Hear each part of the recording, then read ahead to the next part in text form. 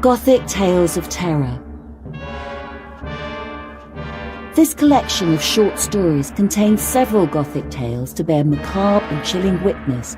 These tales are designed to unsettle you, just a little, as you sit back and take in their words as they lead you on a walk to places you'd perhaps rather not visit on your own. These stories are read for you by many readers, including Gisela Rowe and Richard Mitchley.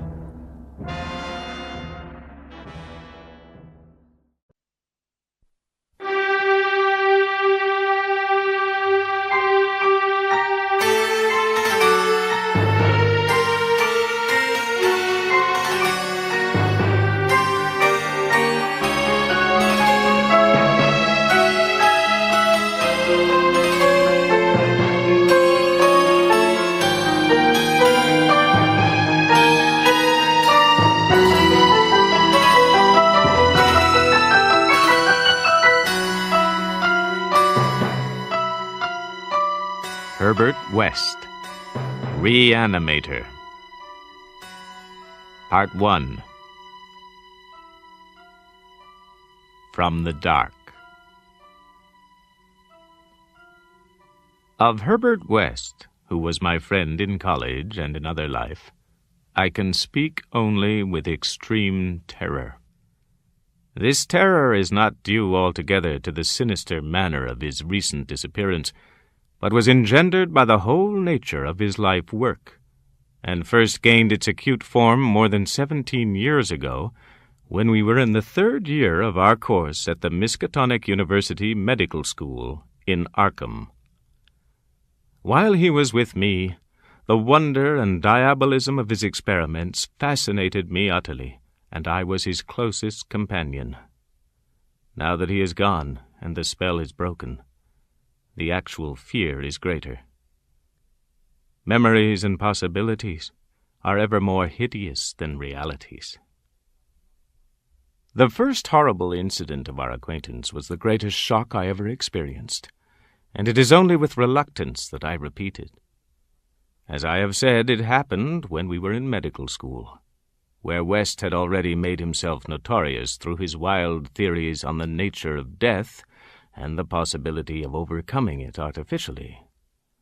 His views, which were widely ridiculed by the faculty and by his fellow students, hinged on the essentially mechanistic nature of life, and concerned means for operating the organic machinery of mankind by calculated chemical action after the failure of natural processes.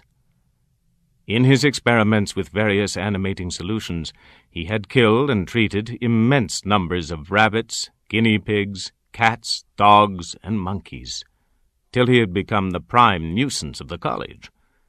Several times he had actually obtained signs of life in animals supposedly dead, in many cases violent signs. But he soon saw that the perfection of his process, if indeed possible, would necessarily involve a lifetime of research. It likewise became clear that, since the same solution never worked alike on different organic species, he would require human subjects for further and more specialized progress.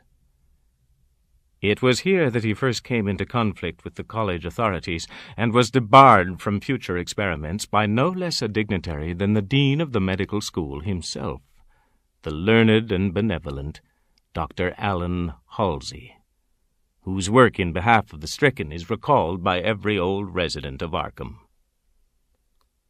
I had always been exceptionally tolerant of West's pursuits, and we frequently discussed his theories, whose ramifications and corollaries were almost infinite.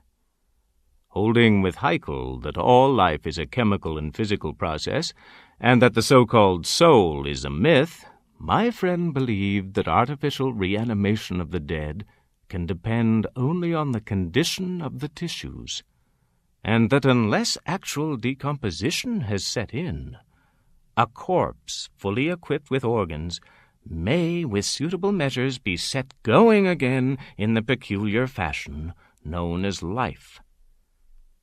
That the psychic or intellectual life might be impaired by the slight deterioration of sensitive brain cells, which even a short period of death would be apt to cause, West fully realized. It had at first been his hope to find a reagent which would restore vitality before the actual advent of death.